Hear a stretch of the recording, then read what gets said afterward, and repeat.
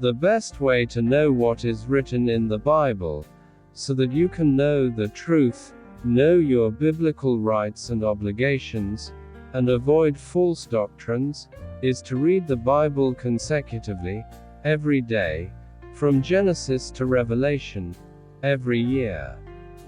You can achieve that life-changing goal by participating in this Dr. Leesi Mitee's Easy Daily Bible Reading in 1 Year Challenge. It requires just a few minutes every day, listening to the Bible, the inspired Word of God. Please, share your thoughts, discuss today's Bible reading, or ask questions, in the comment text box. Thank you so much. Please, click the subscribe button, the like button, and notification bell button. Today is day 121 of the 365 days of the year.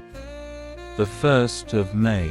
Today's Bible reading is from 1 Chronicles chapter 21, chapter 22, and chapter 23.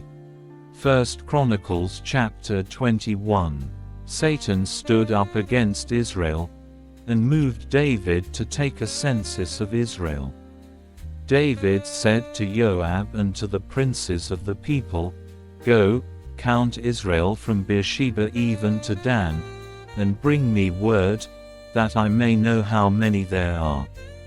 Joab said, "May Yahweh make his people 100 times as many as they are. But, my lord the king, aren't they all my lord's servants? Why does my lord require this thing? Why will he be a cause of guilt to Israel?" Nevertheless the king's word prevailed against Joab. Therefore Joab departed and went throughout all Israel, then came to Jerusalem. Joab gave the sum of the census of the people to David. All those of Israel were 1,100,000 men who drew a sword, and in Judah were 470,000 men who drew a sword. But he didn't count Levi and Benjamin among them, for the king's word was abominable to Joab. God was displeased with this thing, therefore he struck Israel. David said to God, "I have sinned greatly, in that I have done this thing. But now put away, I beg you, the iniquity of your servant, for I have done very foolishly." Yahweh spoke to Gad, David's seer, saying, "Go and speak to David, saying, Yahweh says, I offer you 3 things. Choose one of them, that I may do it to you." So Gad came to David and said to him, "Yahweh says, take your choice, either 3 years of famine, or 3 months to be consumed before your foes, while the sword of your enemies overtakes you, or else 3 days of the sword of Yahweh, even pestilence in the land, and Yahweh's angel destroying throughout all the borders of Israel. Now therefore consider what answer I shall return to him who sent me." David said to Gad, "I am in distress. Let me fall, I pray, into Yahweh's hand, for his mercies are very great. Don't let me fall into man's hand." So Yahweh sent a pestilence on Israel, and 70,000 men of Israel fell. God sent an angel to Jerusalem to destroy it. As he was about to destroy, Yahweh saw, and he relented of the disaster, and said to the destroying angel, "It is enough. Now withdraw your hand." Yahweh's angel was standing by the threshing floor of Ornan the Jebusite. David lifted up his eyes, and saw Yahweh's angel standing between earth and the sky, having a drawn sword in his hand stretched out over Jerusalem. Then David and the elders, clothed in sackcloth, fell on their faces. David said to God, "Isn't it I who commanded the people to be counted? It is even I who have sinned and done very wickedly. But these sheep, what have they done? Please let your hand, O Yahweh my God, be against me and against my father's house, but not against your people, that they should be plagued." Then Yahweh's angel commanded Gad to tell David that David should go up and raise an altar to Yahweh on the threshing floor of Ornan the Jebusite. David went up at the saying of Gad, which he spoke in Yahweh's name. Ornan turned back and saw the angel, and his 4 sons who were with him hid themselves. Now Ornan was threshing wheat. As David came to Ornan, Ornan looked and saw David, and went out of the threshing floor, and bowed himself to David with his face to the ground. Then David said to Ornan, "Sell me the place of this threshing floor, that I may build an altar to Yahweh on it. You shall sell it to me for the full price, that the plague may be stopped from afflicting the people." Ornan said to David, "Take it for yourself, and let my lord the king do that which is good in his eyes. Behold, I give the oxen for burnt offerings, and the threshing instruments for wood, and the wheat for the meal offering.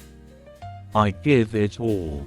King David said to Ornan, "No, but I will most certainly buy it for the full price. For I will not take that which is yours for Yahweh, nor offer a burnt offering that costs me nothing." So David gave to Ornan 600 shekels of gold by weight for the place. David built an altar to Yahweh there, and offered burnt offerings and peace offerings, and called on Yahweh, and he answered him from the sky by fire on the altar of burnt offering. Then Yahweh commanded the angel, and he put his sword back into its sheath. At that time, when David saw that Yahweh had answered him in the threshing floor of Ornan the Jebusite, then he sacrificed there. For Yahweh's tabernacle, which Moses made in the wilderness, and the altar of burnt offering, were at that time in the high place at Gibeon. But David couldn't go before it to inquire of God, for he was afraid because of the sword of Yahweh's angel. 1 Chronicles chapter 22. Then David said, "This is the house of Yahweh God, and this is the altar of burnt offering for Israel."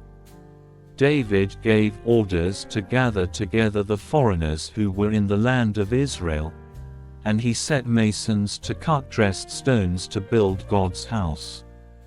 David prepared iron in abundance for the nails for the doors of the gates and for the couplings, and bronze in abundance without weight, and cedar trees without number, for the Sidonians and the people of Tyre brought cedar trees in abundance to David. David said, "Solomon my son is young and tender, and the house that is to be built for Yahweh must be exceedingly magnificent, of fame and of glory throughout all countries. I will therefore make preparation for it." So David prepared abundantly before his death. Then he called for Solomon his son, and commanded him to build a house for Yahweh, the God of Israel. David said to Solomon his son, "As for me, it was in my heart to build a house to the name of Yahweh my God. But Yahweh's word came to me, saying, You have shed blood abundantly and have made great wars. You shall not build a house to my name, because you have shed much blood on the earth in my sight. Behold, a son shall be born to you, who shall be a man of peace. I will give him rest from all his enemies all around, for his name shall be Solomon, and I will give peace and quietness to Israel in his days. He shall build a house for my name, and he will be my son, and I will be his father, and I will establish the throne of his kingdom over Israel forever. Now, my son, may Yahweh be with you and prosper you, and build the house of Yahweh your God, as he has spoken concerning you. May Yahweh give you discretion and understanding, and put you in charge of Israel, so that you may keep the law of Yahweh your God. Then you will prosper, if you observe to do the statutes and the ordinances which Yahweh gave Moses concerning Israel. Be strong and courageous. Don't be afraid and don't be dismayed. Now, behold, in my affliction I have prepared for Yahweh's house 100,000 talents of gold, 1,000,000 talents of silver, and bronze and iron without weight, for it is in abundance. I have also prepared timber and stone, and you may add to them. There are also workmen with you in abundance, cutters and workers of stone and timber, and all kinds of men who are skillful in every kind of work, of the gold, the silver, the bronze, and the iron, there is no number. Arise and be doing, and may Yahweh be with you. David also commanded all the princes of Israel to help Solomon his son, saying, Isn't Yahweh your God with you? Hasn't he given you rest on every side? For he has delivered the inhabitants of the land into my hand, and the land is subdued before Yahweh and before his people. Now set your heart and your soul to follow Yahweh your God. Arise therefore, and build the sanctuary of Yahweh God, to bring the ark of Yahweh's covenant and the holy vessels of God into the house that is to be built for Yahweh's name. 1 Chronicles chapter 23. Now David was old and full of days, and he made Solomon his son king over Israel. He gathered together all the princes of Israel, with the priests and the Levites. The Levites were counted from 30 years old and upward, and their number by their polls, man by man, was 38,000. David said, Of these, 24,000 were to oversee the work of Yahweh's house, 6,000 were officers and judges, 4,000 were doorkeepers, and 4,000 praised Yahweh with the instruments which I made for giving praise. David divided them into divisions according to the sons of Levi, Gershon, Kohath, and Merari. Of the Gershonites, Ladan and Shimei. The sons of Ladan, Jehiel the chief, Zetham, and Joel, 3. The sons of Shimei, Shelomoth, Haziel, and Haran, 3. These were the heads of the fathers' households of Ladan. The sons of Shimei, Jahath, Zena, Jush, and Beriah. These 4 were the sons of Shimei. Jahath was the chief, and Ziza the second, but Jush and Beriah didn't have many sons, therefore they became a father's house in one reckoning. The sons of Kohath, Amram, Izhar, Hebron, and Uzziel, 4. The sons of Amram, Aaron and Moses, and Aaron was separated that he should sanctify the most holy things, he and his sons forever, to burn incense before Yahweh, to minister to him, and to bless in his name forever. But as for Moses the man of God, his sons were named among the tribe of Levi. The sons of Moses, Gershom and Eleazar. The sons of Gershom, Shebuel the chief. The son of Eleazar was Rehabiah the chief, and Eleazar had no other sons, but the sons of Rehabiah were very many. The son of Izhar, Shelomoth the chief. The sons of Hebron, Jeriah the chief, Amariah the second, Jahaziel the third, and Jechamim the fourth. The sons of Uzziel, Micah the chief, and Ishiah the second. The sons of Merari, Mahli and Mushi. The sons of Mahli, Eleazar and Kish. Eleazar died, and had no sons, but daughters only, and their relatives, the sons of Kish, took them as wives. The sons of Mushi, Mahli, Eder, and Jeremoth, 3. These were the sons of Levi after their fathers' houses, even the heads of the fathers' houses of those who were counted individually, in the number of names by their polls, who did the work for the service of Yahweh's house, from 20 years old and upward. For David said, Yahweh, the God of Israel, has given rest to his people, and he dwells in Jerusalem forever. Also the Levites will no longer need to carry the tabernacle and all its vessels for its service.